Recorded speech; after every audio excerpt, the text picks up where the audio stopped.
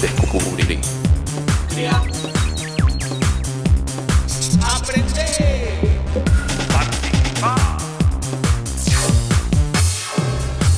Televisión más internet. www.encuentro.gov.ar.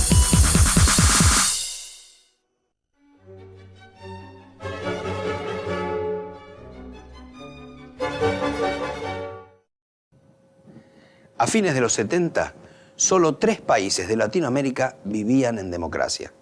Las dictaduras no resolvieron en absoluto la pobreza, la exclusión social ni la desigualdad.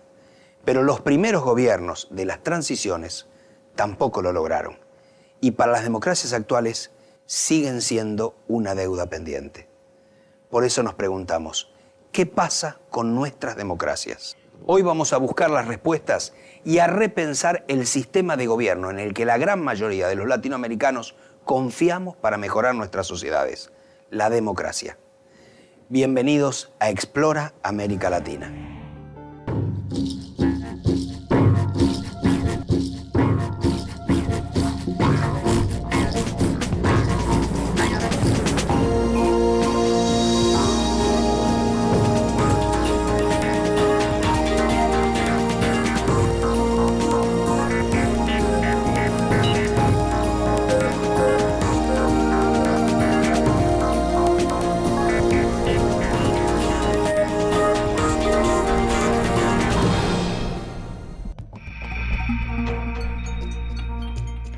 A partir de mediados de los 60, la gran mayoría de las democracias latinoamericanas comenzaron a ser derribadas.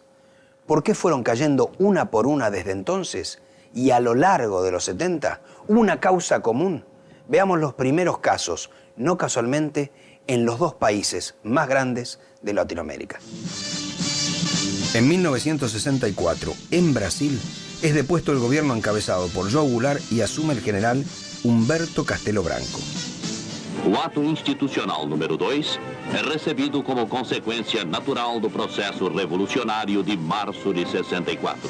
En 1966, el hecho se repite en la Argentina. Cae el presidente Ilia y el gobierno militar del general Onganía proclama la llamada Revolución Argentina. Ha llegado el momento de vivir en plenitud y de crear para nosotros y nuestra posteridad. El futuro será inexorablemente el resultado del esfuerzo común de todos los argentinos de hoy. Ambos golpes inician una larga serie de dictaduras en la región, solo explicables en el marco en el que se producen, el de la Guerra Fría a nivel mundial. América Latina como un ámbito fuertemente involucrado en la política exterior de los Estados Unidos, el patio trasero de una literatura con larga data, alterado por el impacto de la Revolución Cubana, que venía a romper esta regla del juego en la cual se instaura un régimen político de signo contrario en el área de influencia de una de las grandes superpotencias. Ahí mismo en las barbas del tío Sam aparece una revolución socialista, mucho más inducida en realidad por la torpeza de la política exterior norteamericana que por las convicciones originarias del M-26, a decir verdad.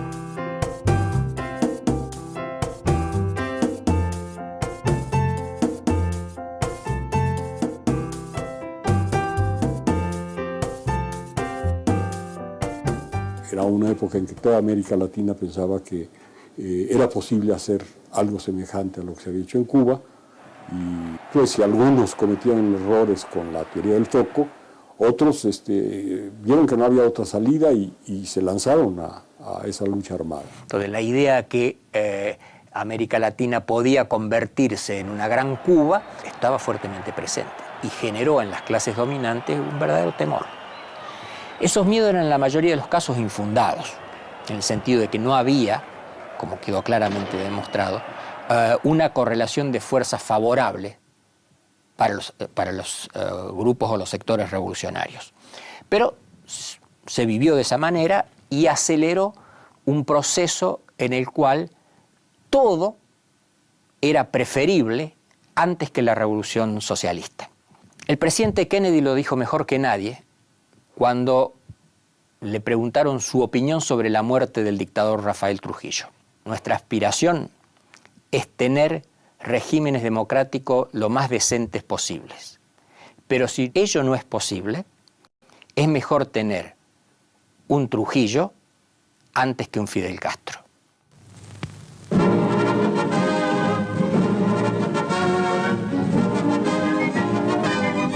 Estamos na base aérea de Washington, momentos antes da chegada do presidente do Brasil. Por uns dias, a atenção dos povos americanos esteve fixa nesta visita entre Goulart e Kennedy, principalmente porque ela vinha precedida de uma série de fatos novos e de uma incerteza a respeito da atual política externa brasileira.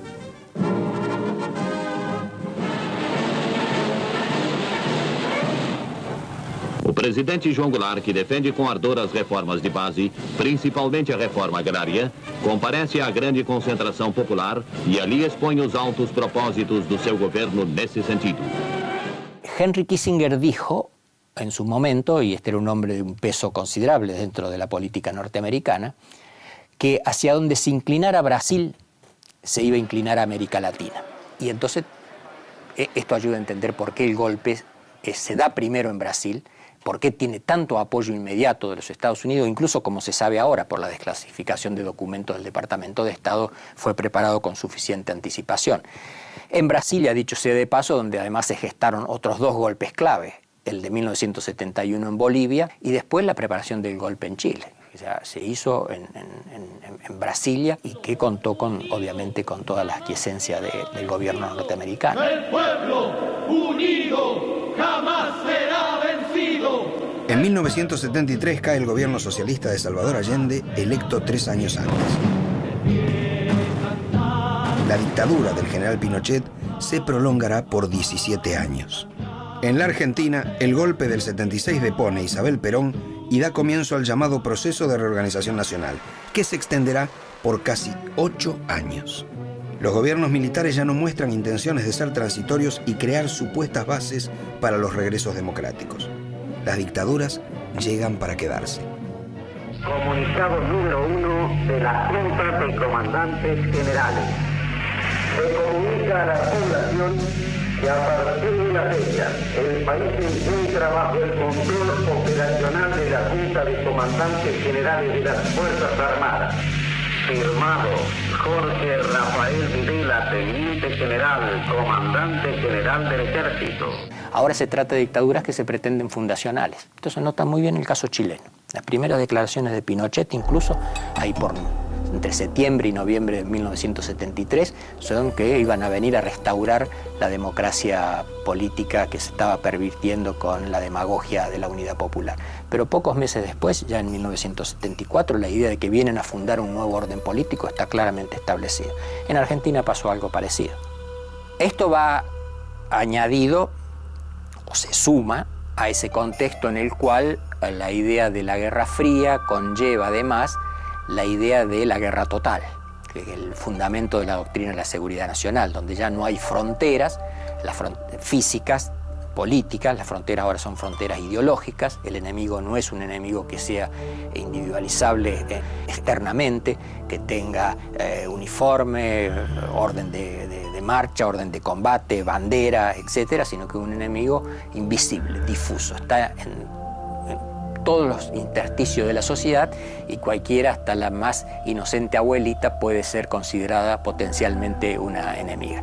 Esto, que está en la base de la doctrina de la seguridad nacional, definió todo un estilo que desde la Escuela de las Américas se inculcó, además de las técnicas de tortura, desaparición de personas que se heredan de la escuela francesa, a buena parte de la oficialidad de la totalidad de los países latinoamericanos, excepto Costa Rica, que no tiene ejército, y Cuba, que obviamente estaba excluido del sistema. En 1978, en Sudamérica, los generales, o en algún caso un civil designado por ellos, gobernaban en Chile, Argentina, Uruguay, Brasil, Perú, Bolivia, Paraguay y Ecuador. En la mayoría de los casos, los efectos de sus políticas fueron los mismos. Tenemos que hacer un esfuerzo muy grande para darnos cuenta que la misma palabra significa muchas cosas y a veces significa exactamente lo contrario de lo que uno piensa. El caso de la democracia es típico, ¿no? ¿Cuántos regímenes han sido reconocidos como democráticos y al frente de los mismos se encuentran los dictadores más siniestros? Lo interesante de Guatemala es que las famosas dictaduras militares de los años 70, todos los generales que fueron presidentes fueron electos. Los partidos políticos juegan el papel, digamos, nuevamente de ser los presentadores de la tarjeta de presentación del poder real, que era el ejército de Guatemala.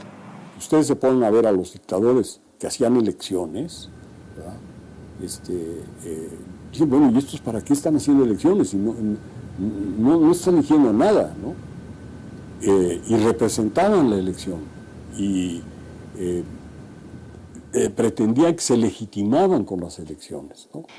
Las dictaduras latinoamericanas hirieron nuestras sociedades desde múltiples perspectivas.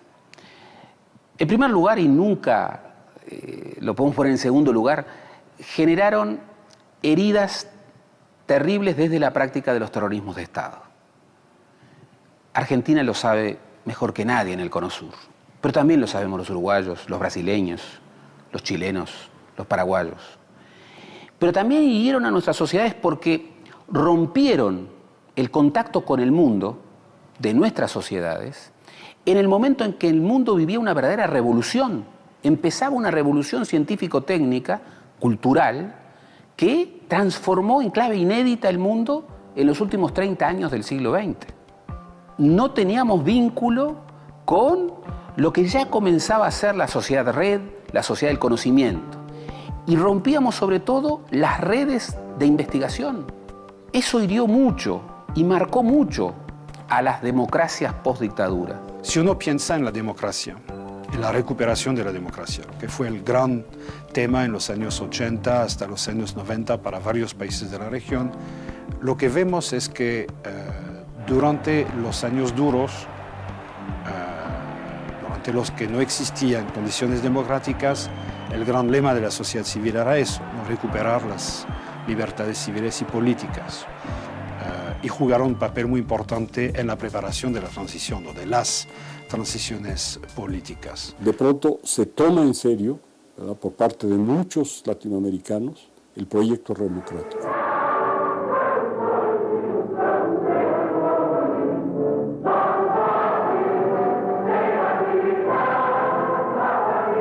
E nós das oposições precisamos de uma vez por todas ter consciência que a única chance que nós temos é a via das eleições diretas para presidente da República.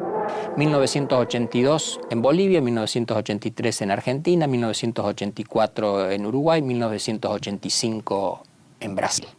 Poquito más, 1989 en Chile y en Paraguay. Pero digamos, en el curso de 7 años, esta historia revirtió completamente. Declaro promulgada o documento da liberdade, da dignidade, da democracia, da justiça social do Brasil. Que Deus nos ajude que esto se cumpla. En Bolivia los militares se tuvieron que ir porque quedaron involucradas las Fuerzas Armadas en el negocio del narcotráfico. La característica de la cleptocracia del gobierno de García Meza. Y en Argentina porque perdieron la guerra de las Malvinas. Comunicado del Estado Mayor Conjunto número 165. El Estado Mayor Conjunto comunica que en el día de ayer, 14 de junio de 1982, se produjo la reunión entre el comandante de las fuerzas inglesas, general Jeremy Moore, y el comandante de la guarnición militar Malvinas, general de brigada Mario Benjamín Menéndez. En dicha reunión se elaboró un acta en la cual se establecen las condiciones de cese de fuego y retiro de tropas.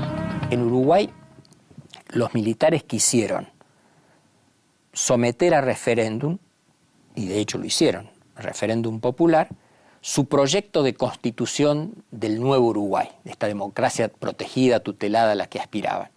Y en contra de sus previsiones, la mayoría de la sociedad uruguaya lo rechazó. Y esto le puso en una situación de debilidad política que le obligó a negociar con los partidos políticos y cambia no solo las reglas del juego, sino también las características del proceso mismo de transición. ¿Cómo nacen las democracias de los 80? ¿Fortalecidas por el apoyo unánime o débiles y condicionadas? La nota dominante es la renuncia a reclamos de carácter más o menos radical. E incluso algunos que ni siquiera tenían ese cariz. Yo creo que tiene que ver con un error estratégico importante cometido por todas las dirigencias políticas de nuestros países que condujeron el proceso de transición hacia la democracia, que fueron víctimas, aceptaron o propiciaron una forma de chantaje.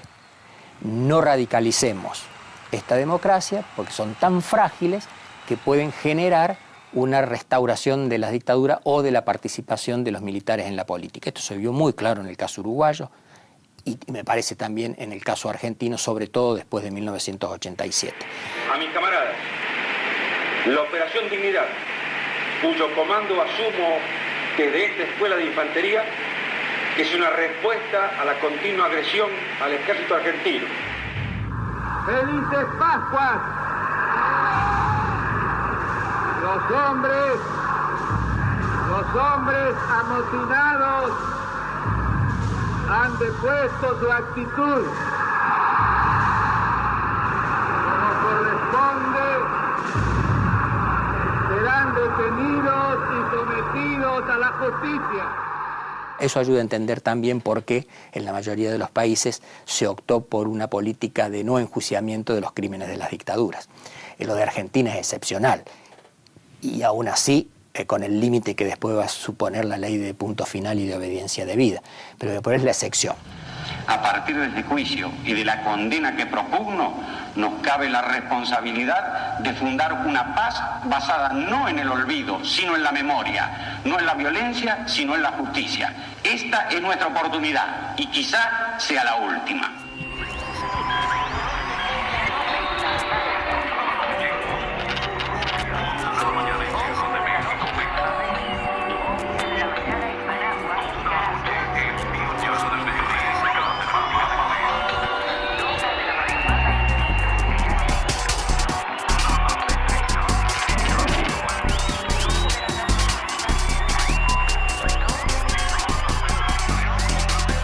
A partir del regreso a las democracias en los 80, ¿qué sucedió en los distintos países?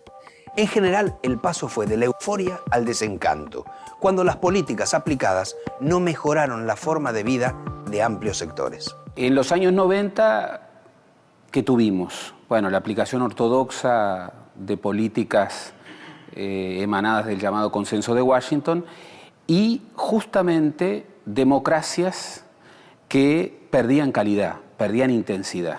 La economía ortodoxa actúa como si los valores éticos no tuvieran influencia en la economía. Esa visión de la economía generó lo que se llama el modelo del derrame, que se aplicó en la Argentina de los 90 y en toda América Latina, con pocas excepciones, y que significaba dejar que el mercado produzca crecimiento económico, sacar el Estado, privatizar la mayor parte de los bienes que se producían por vía pública, y esperar que eso chorree y se derrame en los sectores más pobres para sacarlo de la pobreza. Hoy América Latina tiene mucha más pobreza que la que tenía previamente a esas experiencias y tiene muchísima más desigualdad que la que tenía previamente a esas experiencias. Es decir, para mucha gente en América Latina, la democracia parece no cumplir con la promesa, ¿no es cierto?, que la ciudadanía pensaba incluida en esta oferta de democracia, que era un mejoramiento de las condiciones de vida. Democracias que se conjugaban, bueno, con fenómenos de corrupción, que se conjugaban con fenómenos de pauperización aguda. Los datos no admiten comentarios.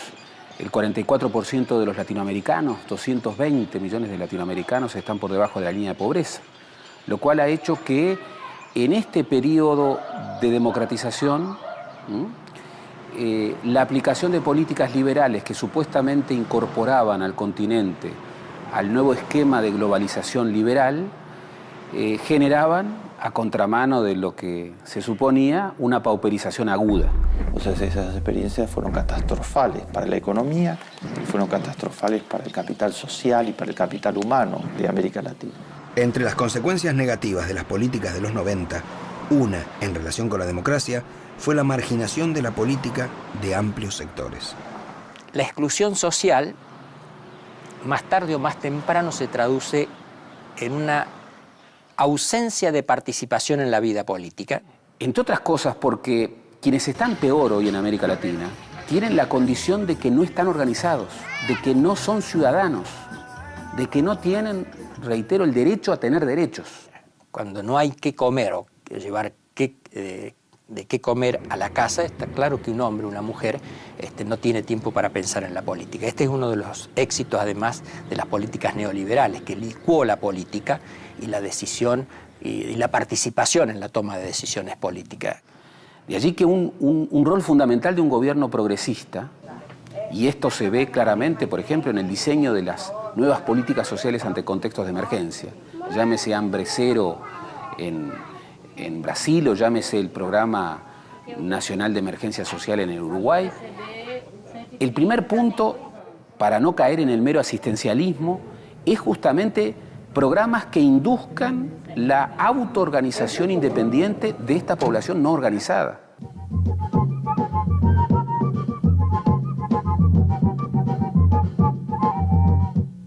Num país do tamanho do Brasil, iniciar qualquer campanha de coleta de alimento é uma verdadeira operação de guerra e deve ser feita com muito cuidado e planejamento para que todo esse enorme esforço atinja plenamente os seus objetivos.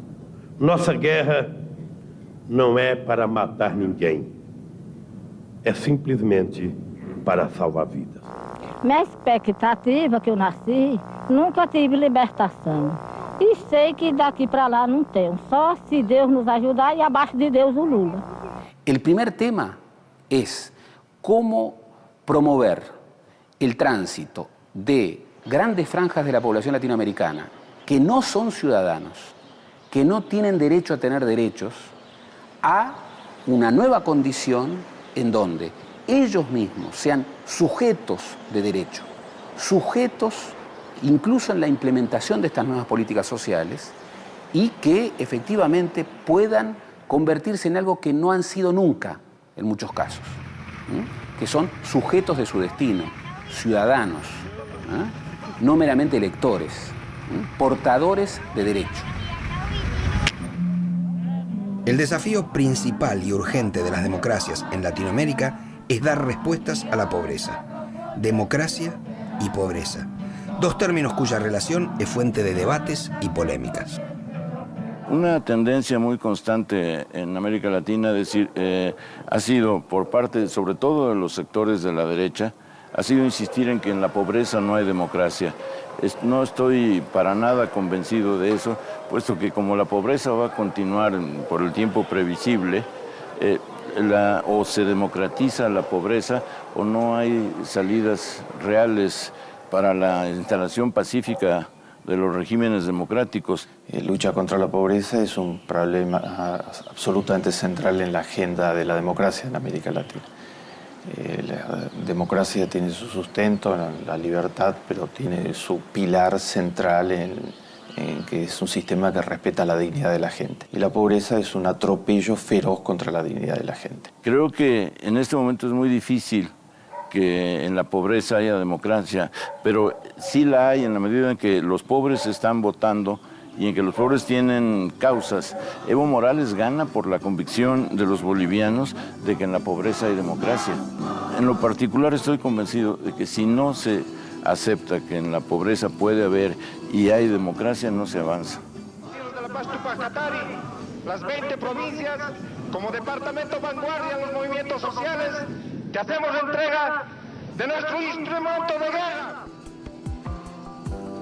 Los analistas, según sus particulares puntos de vista, hablan de distintas democracias, formales, electorales, sociales, políticas o de democracias de diferentes grados. Solo conociéndolas podemos identificar las democracias de la región, pensar en cuáles son las deudas del sistema en América Latina y a qué tipo de democracias aspiramos. Por un cambio que nos favorezca a todos. Menem, presidente.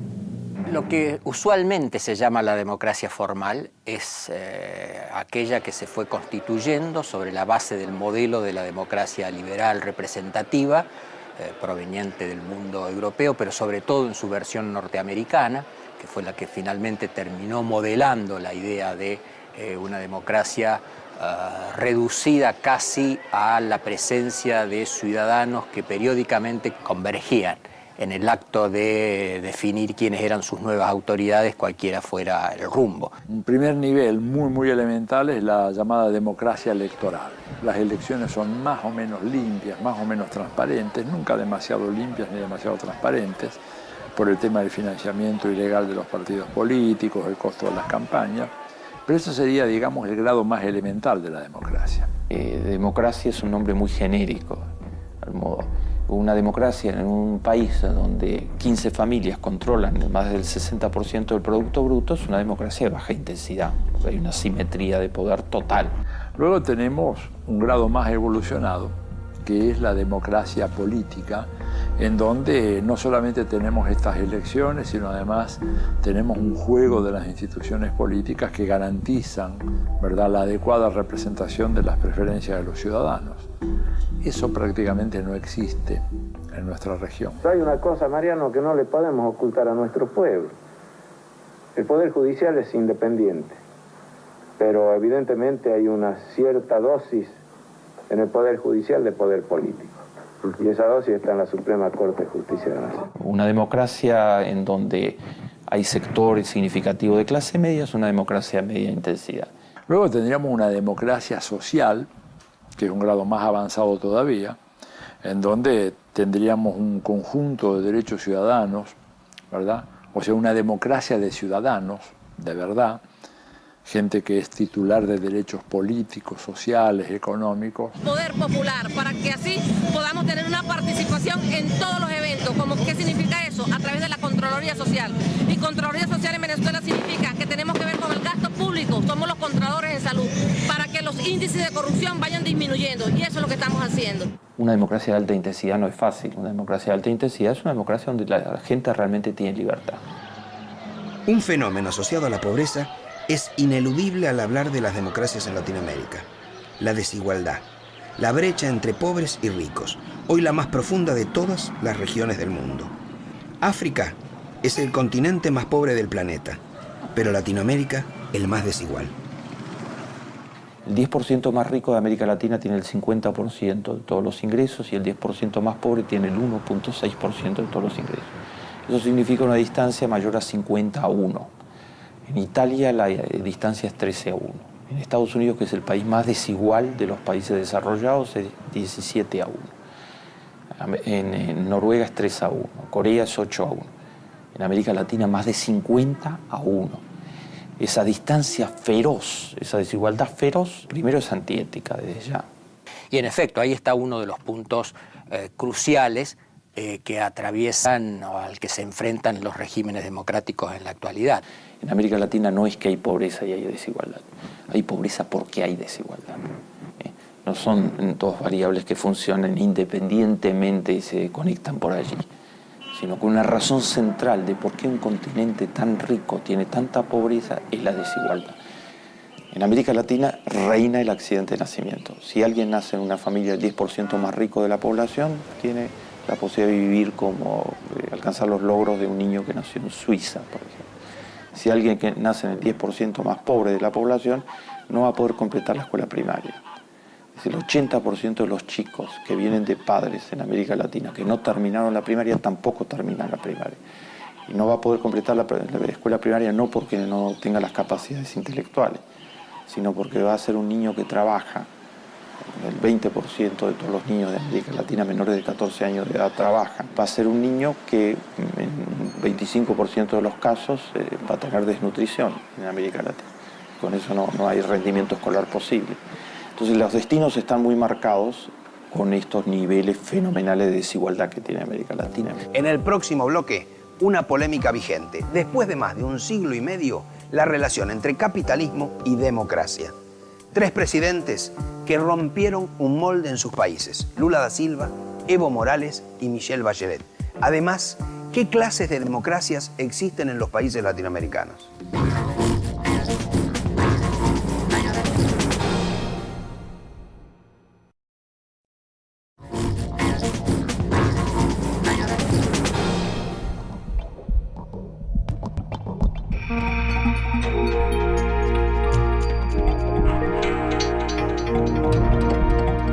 Cuando hablamos de desigualdad económica solemos pensar en los pobres, en los indigentes, pero vale la pena mirar el otro extremo.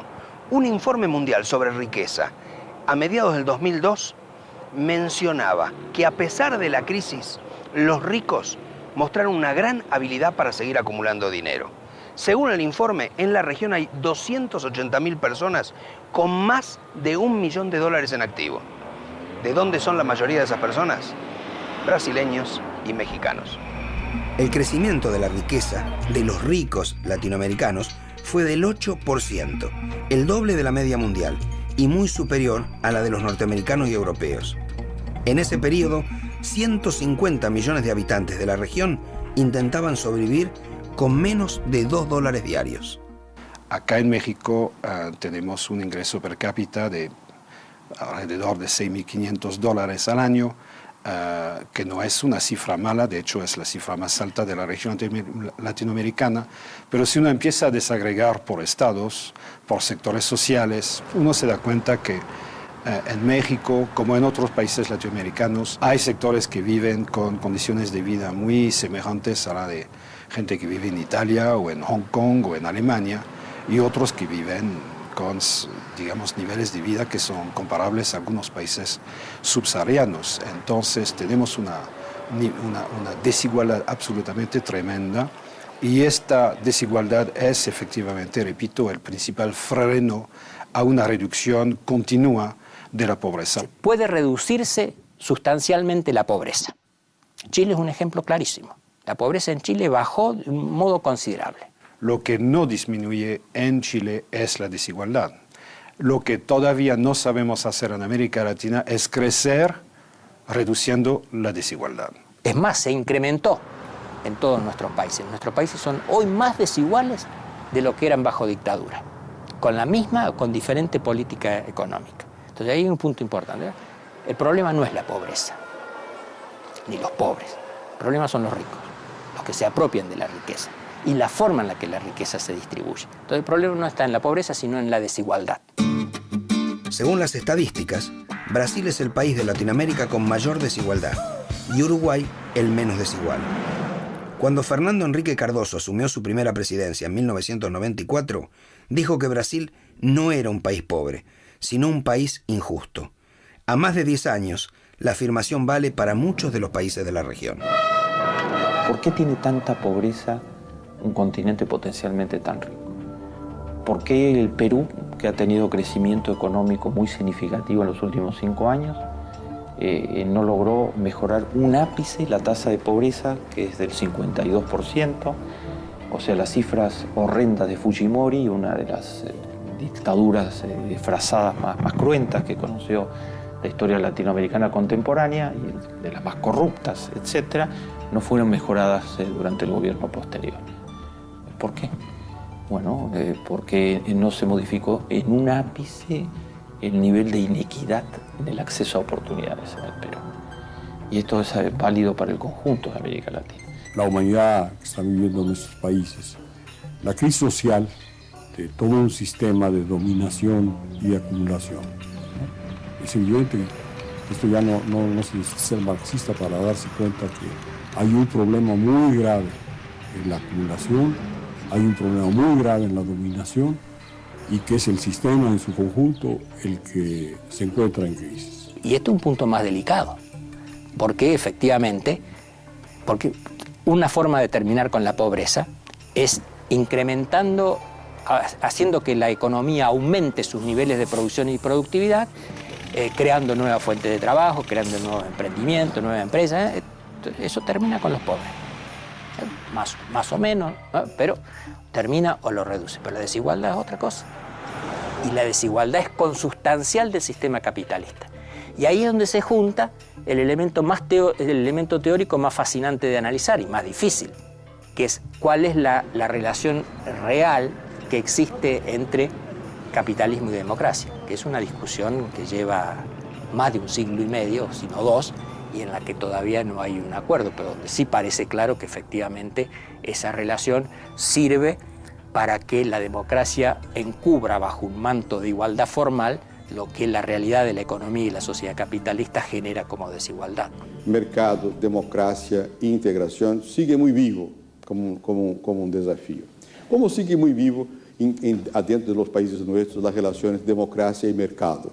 Como también sigue más vivas todavía las incomprensiones frente al tema de qué significa eso. La relación entre capitalismo, economía de mercado y democracia evidentemente es una relación muy compleja. Normalmente la ideología dominante presenta a la democracia como la otra cara de la economía de mercado. La realidad es que la economía de mercado lo que ha producido en América Latina en los últimos años ha sido una increíble erosión de la fe en los valores democráticos y una insatisfacción con el funcionamiento de nuestras economías y de nuestros sistemas políticos muy grande. Lo que hay que hacer son adaptaciones, readaptaciones y ver cómo frente a las condiciones actuales se puede actuar con los valores que son los de la democracia, los de una mejor distribución de renta, de solidaridad social, en fin, estos que son valores más permanentes y todavía hay mucha incomprensión en esta relación. Le voy a dar un dato muy significativo. Una encuesta muy reciente, levantada en 18 países de América Latina, demuestra que apenas el 19% de la población de América Latina, esto sobre una muestra de casi 20.000 personas en toda la región, en 18 países de la región, apenas el 19% demuestra estar satisfecho con la economía de mercado. La experiencia de América Latina, con 25 años de aplicación irrestricta de políticas de libre mercado en América Latina, demuestran que esas políticas han erosionado, tal vez irreparablemente, la credibilidad en las instituciones y en el mismo ideal democrático.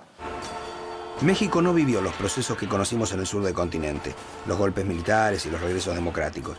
Sin embargo, durante 7 décadas, el poder fue monopolizado por el PRI, el Partido Revolucionario Institucional, que recién en el 2000 fue vencido en las urnas por el PAN, que volvió a imponerse en el 2006 en una polémica elección. En México, como una forma de medir la satisfacción con la democracia, simplemente preguntamos: ¿existe la democracia en su país? Vivimos en una democracia artificial, ¿no? Que únicamente los stops o los comerciales dicen que vivimos en democracia, pero yo creo que no vivimos en democracia. La democracia pues casi no se ve tanta reflejada acá, pues. Creo que no está tan perdida la democracia aquí. Si se viviera en democracia, pues viviéramos todos mejor. Hay muchas trampas en las elecciones, hay muchos políticos elegidos por dedazo. Es muy buen sistema, nada más que faltaría aplicarlo. En una sociedad la gente confía poco, mucho o nada en la otra gente. Y eso tiene que ver, eso no viene dado, eso tiene que ver con la experiencia histórica de una sociedad, con lo que le ha pasado. Por ejemplo, en la Argentina de los 90, en la Argentina menemista, los niveles de confianza eran bajísimos, porque la desconfianza venía de la relación con el viciamiento total de los valores más básicos de funcionamiento de una sociedad. Frente a montos gigantescos de corrupción desde las alturas del poder, eso desde ya es un destructor de confianza en el conjunto de la sociedad. La corrupción siempre tuvo buenos amigos. Indiferencia, complicidad, impunidad.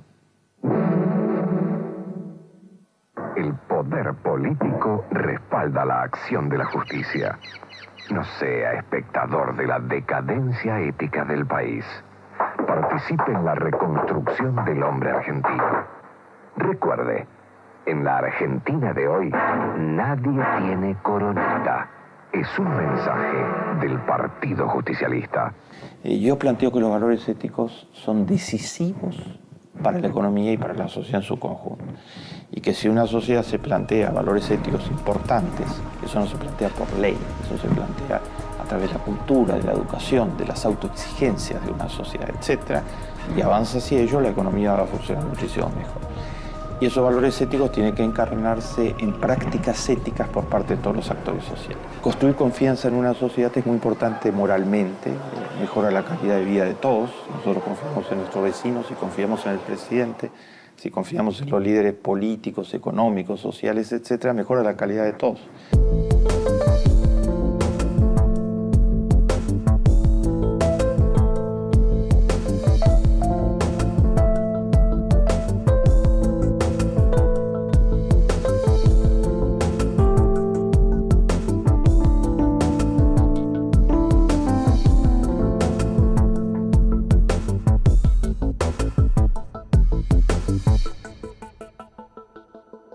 los latinoamericanos dicen abrumadoramente que prefieren la democracia a cualquier otro sistema político. Más de 2/3 partes dicen que prefieren la democracia. Dentro de todos los sistemas políticos que conozco, me parece que es el más apropiado para que todas las personas puedan participar y que hay un crecimiento individual de cada persona también y al mismo tiempo de una sociedad. Piedra fundamental para cualquier tipo de crecimiento económico, social, político, en salud, en educación. La democracia es fundamental. Es perfectible, tiene sus falencias, pero es lo mejor que conocemos, así que me parece que hay que tratar de respetarlo y apoyarlo. Pero cuando se les pregunta qué piensan del sistema democrático que están viviendo, el que viven en su país, 2/3 partes están totalmente insatisfechos con el sistema democrático. Tiene carencias. Creo que el hambre, la exclusión social y todo ese tipo de cosas no la ha podido contener. Unos cuantos nada más tienen la democracia y los demás están padeciendo hambres, pobrezas, no hay trabajo, aunque sean profesionistas, no hay trabajo para la gente, pues. Entonces están disconformes no con la democracia como sistema político, sino con la calidad de la democracia que tienen. Que la democracia la hace la gente que tiene el poder y la gente que tiene el dinero. Para ser una democracia tiene que ser algo más, no globalizado, sino más integral, más social, más mirar en todos los segmentos de la sociedad a dónde está la parte débil y equilibrarla un poco. Están diciendo, no queremos una democracia tradicional, queremos una democracia de mucho mejor calidad, no quieren menos democracia, quieren más democracia. Quieren una democracia de alta intensidad, quieren una democracia activa. Más allá de las deudas y las debilidades de las democracias en la región, entre los últimos años del siglo XX y los primeros del XXI, se produjeron hechos para destacar. Algunos auspiciosos y varios inéditos. En Brasil, gana las elecciones por primera vez un representante de la clase obrera. En México, el fin de 7 décadas de hegemonía de un mismo partido. En Bolivia, la elección de su primer presidente indígena. Y en Chile, la llegada de la primera mujer a la presidencia. Es absolutamente singular que en esta historia en la que estamos viviendo, una mujer, un líder indígena y un obrero metalúrgico dirijan 3 países que nunca fueron dirigidos por una mujer, por un obrero y por un líder indígena. Bueno, yo creo que el triunfo de Morales en Bolivia lo que quiebra es finalmente la hegemonía de la vieja política de los partidos tradicionales, ¿verdad? Que se habían constituido al margen de la realidad indígena de ese país. Es otro caso fascinante, por muchas razones.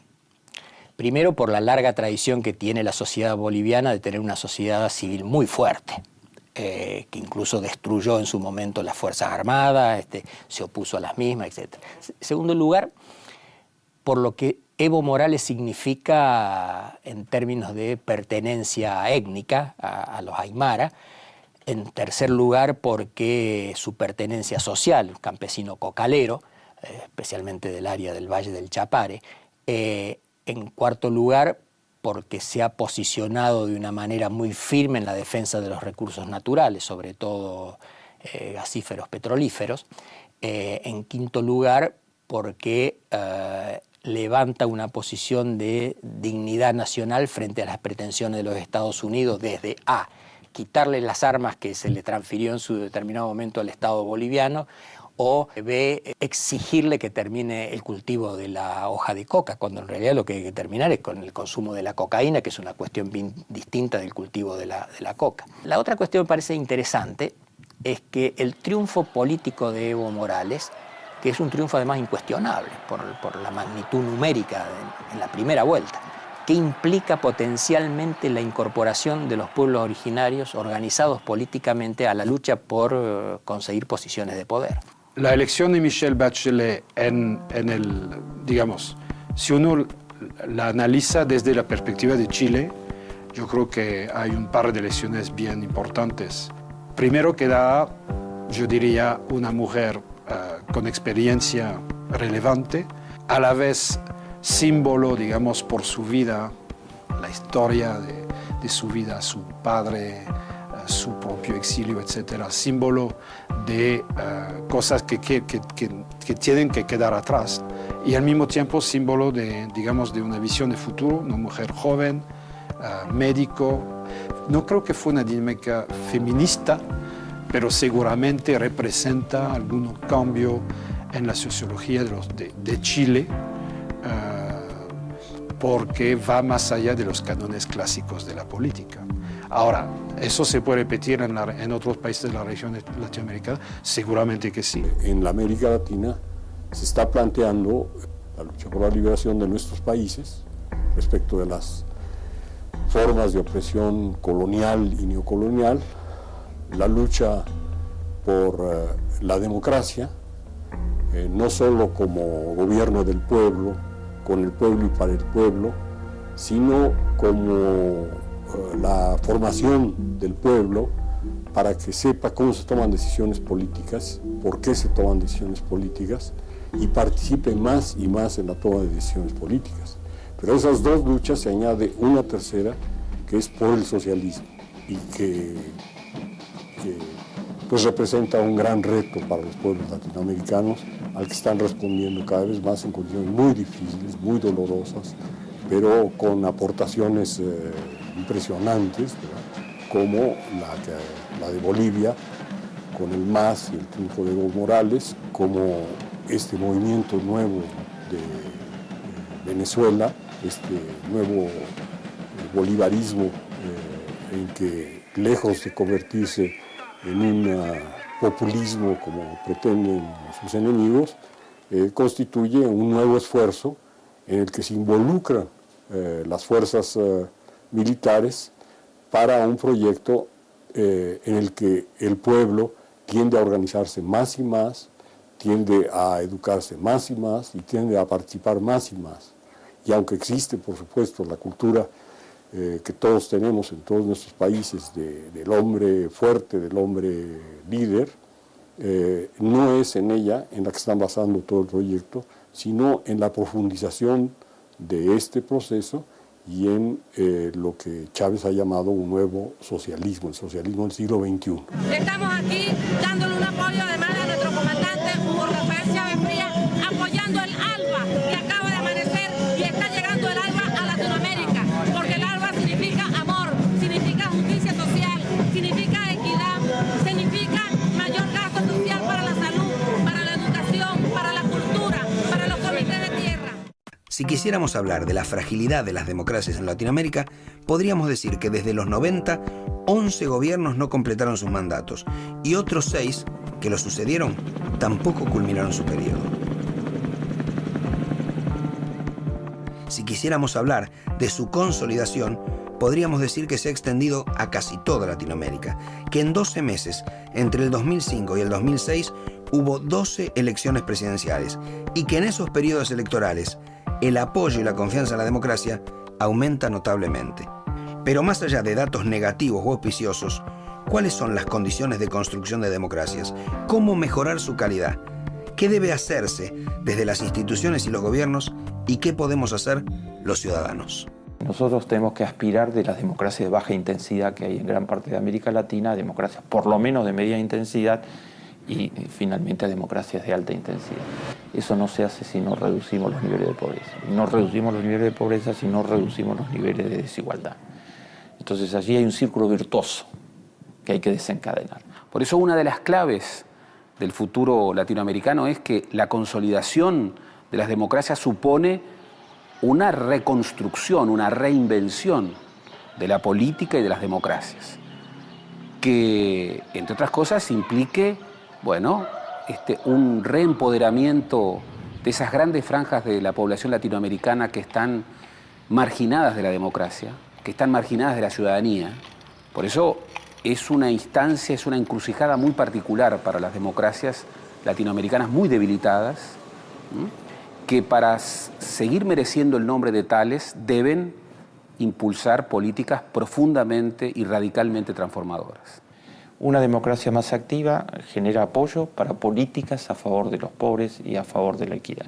Esas políticas son las que hacen que una democracia pueda ser más activa. Ese es el círculo virtuoso que estoy hablando. Lejos de estar en momentos de abdicación de la política, este momento de América Latina es un momento que requiere una reivindicación de la política. Obviamente, los viejos partidos están profundamente desafiados en su identidad y en su capacidad de representar las causas populares. Pero la idea es crear nuevos partidos o que los viejos partidos se reformulen en clave renovadora. Pero también la sociedad civil es un actor importante que mantiene un rol, digamos, protagónico en todo lo que es lucha contra la pobreza, vela por un mejor cumplimiento de los derechos humanos, está en muchos frentes que avanzan despacio, por ejemplo, derechos de la mujer, todo el tema de la sustentabilidad ambiental. Entonces, sí, la sociedad civil cumple un rol muy importante. Lo que seguramente más le falta es un nivel, digamos, de reconocimiento que lo convierta en lo que llamaba yo, digamos, ser un interlocutor válido en la discusión de las políticas públicas, ¿no? Poder entrar en un tipo de democracia que, manteniendo su carácter representativo, es decir, con los parlamentos, con digamos, todo el carácter institucional de la democracia, permitiera a la ciudadanía poder expresarse a través de cauces adicionales. Estos cauces adicionales son las organizaciones de la sociedad civil. Pero en muchos países le falta este carácter orgánico para poder incidir en forma permanente en algunos ámbitos fundamentales de la política. Y el desafío para mí más importante para los latinoamericanos de nuestros días es el que proviene de una cultura de la parálisis, que es la peor de las herencias coloniales, que nos enseña a aceptar la realidad y que nos prohíbe cambiarla. Entonces hay que romper esa estructura de la impotencia, hay que ser capaces de salir de eso. Y para eso tenemos que juntarnos. O nos unimos o estamos fritos. En la soledad no podemos. Como decía un periodista norteamericano allá por los años 70, que tenía un programa muy interesante en radio, y todos los días terminaba con lo mismo. Decía, ¿a usted no le gustan las noticias que acaba de escuchar? Salga de su casa y haga otras. Hágalas usted mismo. Y yo creo que de eso se trata, de ser capaces de producir nosotros, con nuestros actos, noticias de cambio de la realidad que no nos gusta.